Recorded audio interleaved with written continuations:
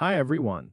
Welcome to English Story School, where we bring the magic of storytelling to life, helping you learn English in the most engaging and enjoyable way. Have you ever faced a challenge so daunting that it seemed impossible to overcome?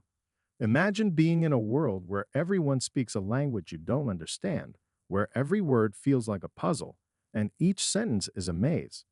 That was my reality when I first began my journey to learn English. It wasn't just about picking up a few phrases or understanding basic grammar. It was about breaking down barriers, overcoming insecurities, and transforming my life one word at a time. My story begins in a small town where English was rarely spoken. Growing up, I was surrounded by my native language, which was rich in culture and history, but English was something distant and foreign. I had heard about it in songs, seen it in movies, but never did I imagine that one day it would become a crucial part of my life. The first time I encountered English in a real world setting was overwhelming. The words were strange, the pronunciation baffling, and the speed at which people spoke left me feeling lost and out of place.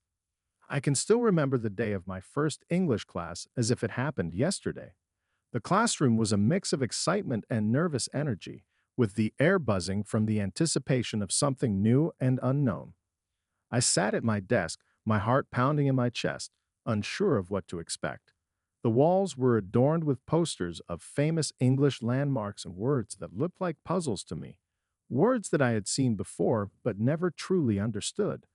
When the teacher walked in, she was like a beacon of warmth and encouragement. Her smile was broad and genuine, the kind that made you feel like everything was going to be okay. She held a book in her hands, thick with pages, and as she set it down on her desk, I couldn't help but notice the cover, an intricate design with bold letters that seemed to leap off the page. To the other students, it might have looked like any other textbook, but to me, it was as though she had just placed a giant, incomprehensible code before us. The lesson began, and she opened the book to the first page. The letters and words filled the page in neat rows, but they might as well have been hieroglyphics for all I understood. The other students leaned forward, eager to learn, as the teacher began to speak.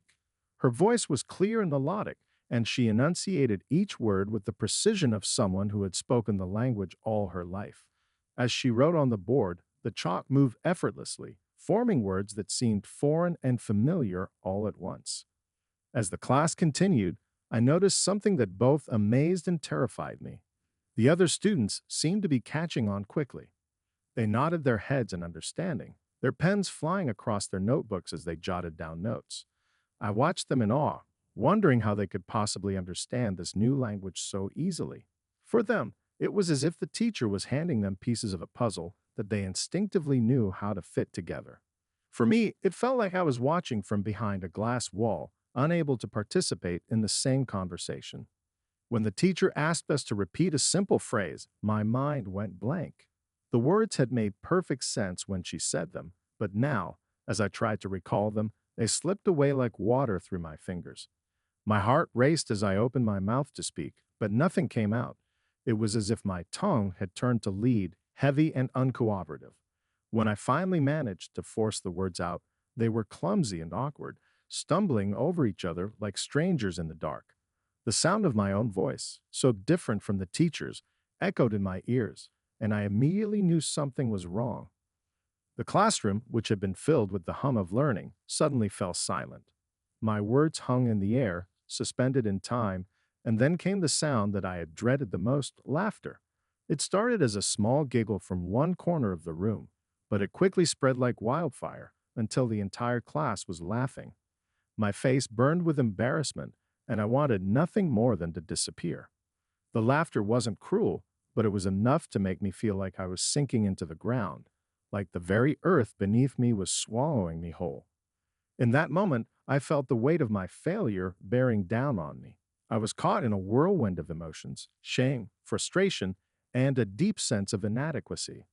The thought of giving up crossed my mind more than once. It would have been so easy to just walk away, to let go of this seemingly impossible task. But as the laughter died down and the class moved on, something inside me stirred. A small, stubborn part of me refused to let go. I realized then that learning English wasn't just about passing this class or getting good grades. It was about something much bigger. It was about seizing the opportunities that this new language could offer. I knew that English was more than just a subject in school. It was a key that could unlock doors to a future I had only dreamed of. I wasn't just learning words and phrases. I was learning how to communicate with the world, how to connect with people beyond the confines of my small town. That moment, as difficult as it was, became a turning point for me. Instead of letting the laughter defeat me, I used it as fuel. I told myself that I would not let a few stumbles define my journey. I would not be the person who gave up when things got hard. Instead, I would be the one who kept pushing forward, who fought through the quicksand, and who eventually found solid ground. And so, with renewed determination, I made a promise to myself. I would master this language, no matter how long it took, no matter how many times I had to pick myself up after falling. From that day on, every class was a battle, but it was a battle I was determined to win. I studied harder, practiced more, and refused to let my mistakes discourage me. And slowly, very slowly, I began to improve. The words that had once felt like a foreign code started to make sense. The sentences that had once been so hard to speak began to flow more easily, and the laughter that had once stung became a distant memory. Looking back now, I can see that the struggle was worth it. Each challenge, each moment of doubt was a step on the path to where I am today. And every time I think of that first English class, I'm reminded that the hardest journeys often lead to the most rewarding destinations. One of the most formidable challenges I encountered on my journey to learning English was grappling with its notoriously complex grammar. If learning a new language is like navigating a winding road, then English grammar felt like traversing a dense, uncharted jungle, full of unexpected twists, hidden traps, and rules that seemed to defy logic. At first glance, the grammar rules seemed straightforward enough, but as I delved deeper, I quickly realized that English grammar was a labyrinth of exceptions and contradictions. The basic rules were simple, but for every rule, there seemed to be an endless list of exceptions that turned everything upside down. It was as if the language was playing a game with me, constantly shifting the goalposts just when I thought I had things figured out. Take verb tenses, for instance. In my native language, tenses were relatively straightforward, with clear markers that indicated past, present, or future actions. But in English, I found myself lost in a sea of past perfect, present continuous, and future conditional tenses. Each tense had its own set of rules, and I had to not only understand when to use them, but also how to construct them correctly. The slightest mistake could change the entire meaning of a sentence. It was like trying to solve a puzzle with pieces that kept changing shape. I spent countless hours hunched over my textbooks, poring over examples and exercises, trying to memorize the intricate patterns of verb conjugations. I would write out sentences over and over again, hoping that repetition would help the rules stick in my mind. My notebook became a battlefield, filled with scribbles and crossed out sentences as I struggled to get everything just right. But no matter how much I practiced, there was always something that tripped me up. One minute, I thought I had finally mastered the past perfect tense, only to stumble over the correct usage of an irregular verb in the very next sentence. Subject-verb agreement was another hurdle that left me feeling frustrated and confused. The concept seemed simple enough, making sure the subject and verb matched in number. But English, true to its reputation, managed to complicate even this basic rule. There were collective nouns that could be singular or plural depending on context, and phrases like a number of people that defied conventional logic. I would meticulously construct a sentence, only to discover that I had used the wrong verb form, throwing the entire sentence into disarray. And then there were the irregular plurals, those stubborn exceptions that refused to conform to the standard rules. Instead of adding a simple s to form the plural, English demanded that I memorize an entirely new word. One child, two children. One tooth, two teeth. One mouse, two mice. It felt like a never-ending list of arbitrary changes. I would try to commit these irregular forms to memory, but they always seemed to slip through the cracks, surfacing only when I least expected them, causing me to stumble in conversation or writing. The frustration I felt during these moments was overwhelming.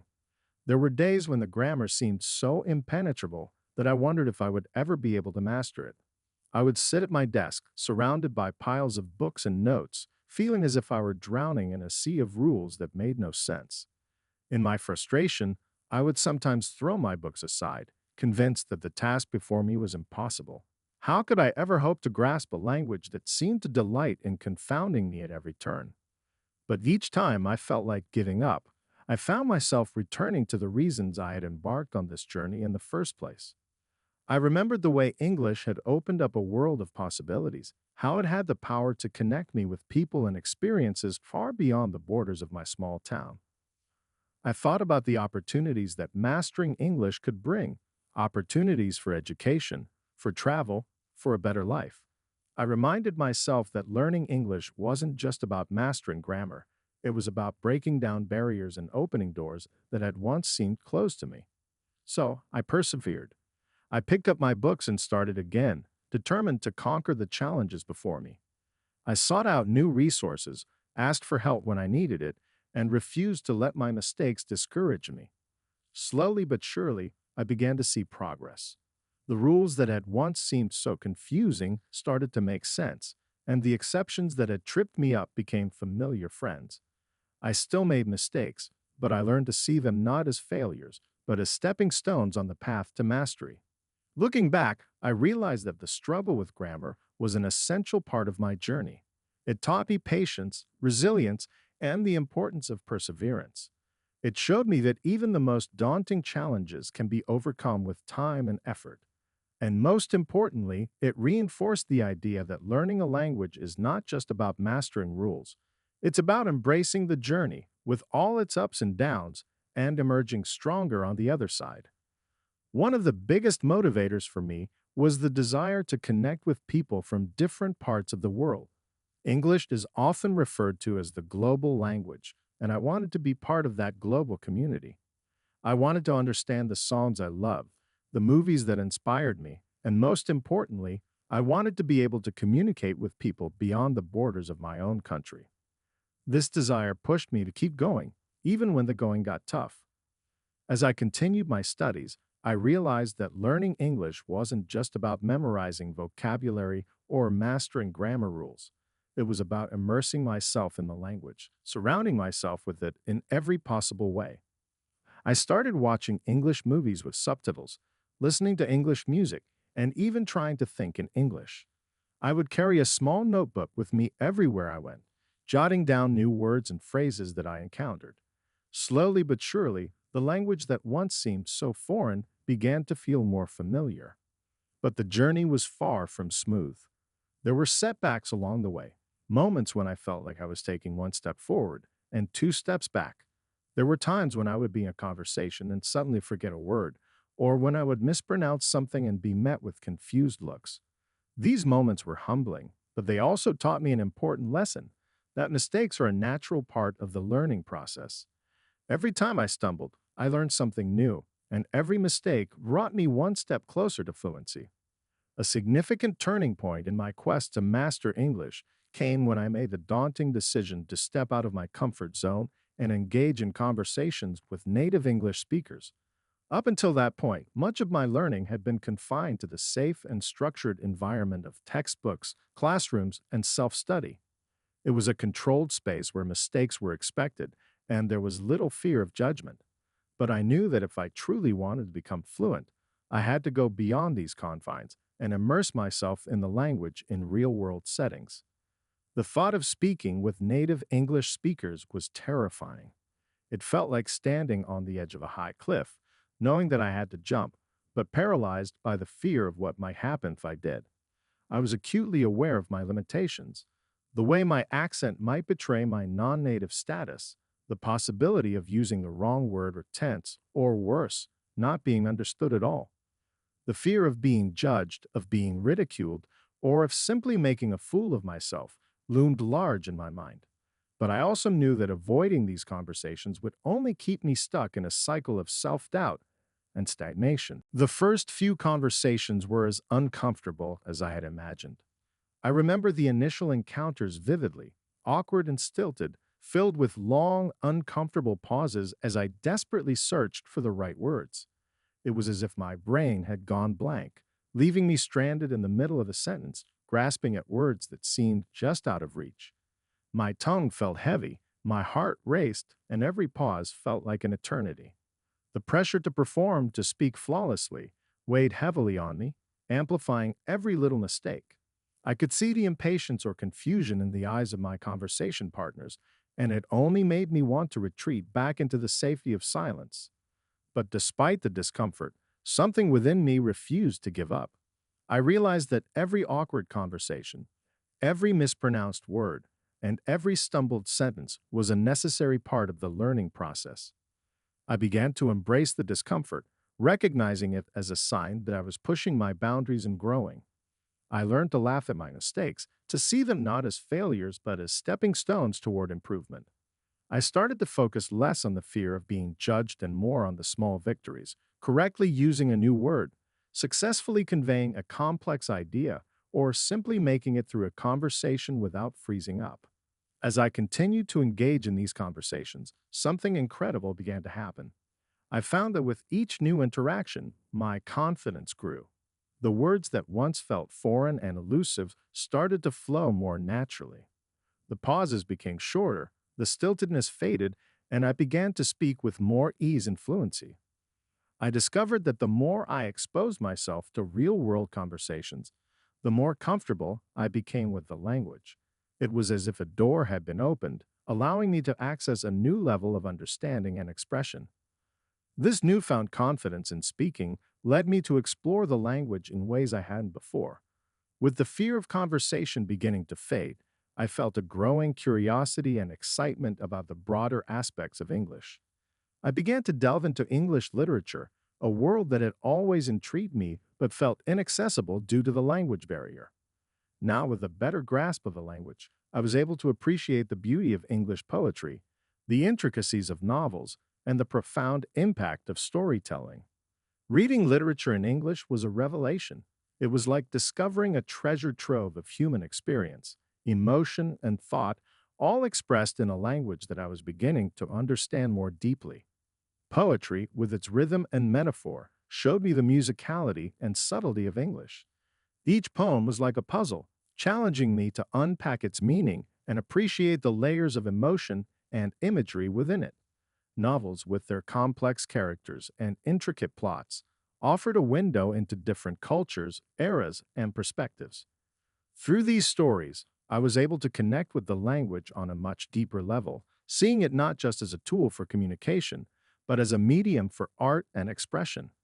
But the most transformative experience came when I started to write in English. Writing had always been a way for me to process my thoughts, to articulate my feelings, and to make sense of the world around me. But doing so in English was a completely different challenge.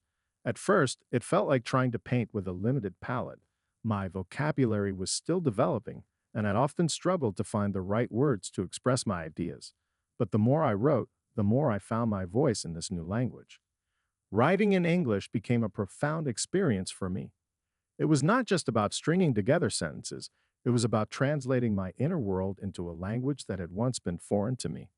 Each piece of writing was an exploration, a journey into the unknown, where I discovered new ways to express myself. It allowed me to connect with the language on a personal level, to internalize it, and to make it my own. Through writing, I was able to share my experiences, thoughts, and emotions with others in a way that felt authentic and meaningful.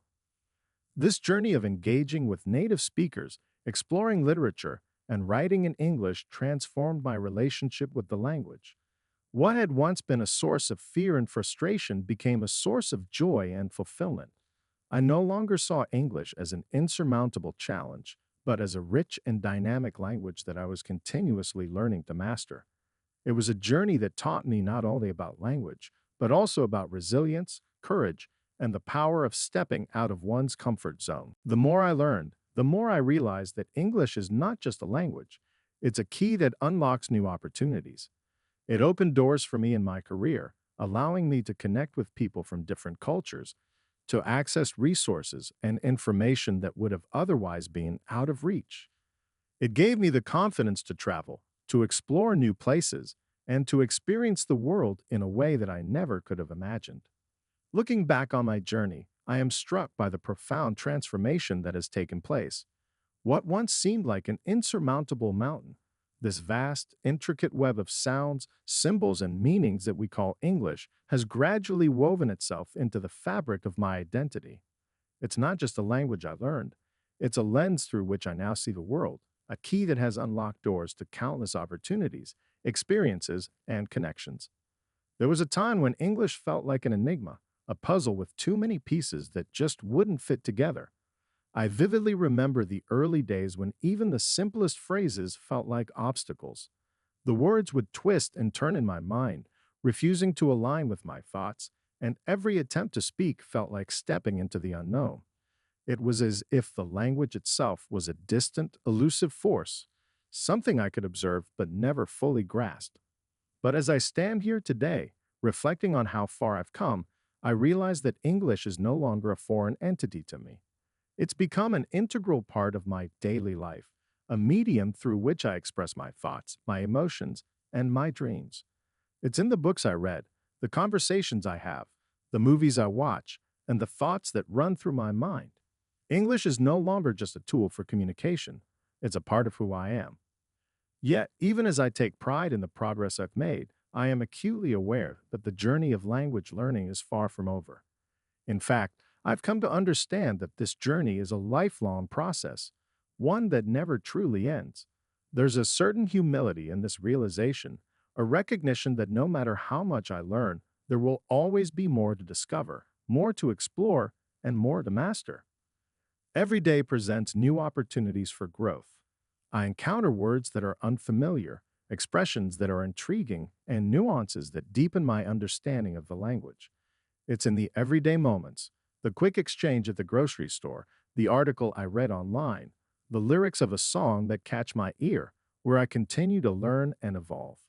These small, seemingly insignificant moments accumulate, adding layers to my knowledge and refining my skills.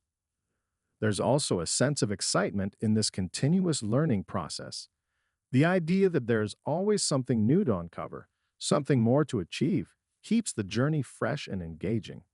It's like being on a perpetual adventure where each new discovery is a reward in itself. I've learned to embrace the challenges that come with this journey, seeing them not as setbacks, but as opportunities to grow. Moreover, I've come to appreciate the beauty of the English language in ways I never thought possible.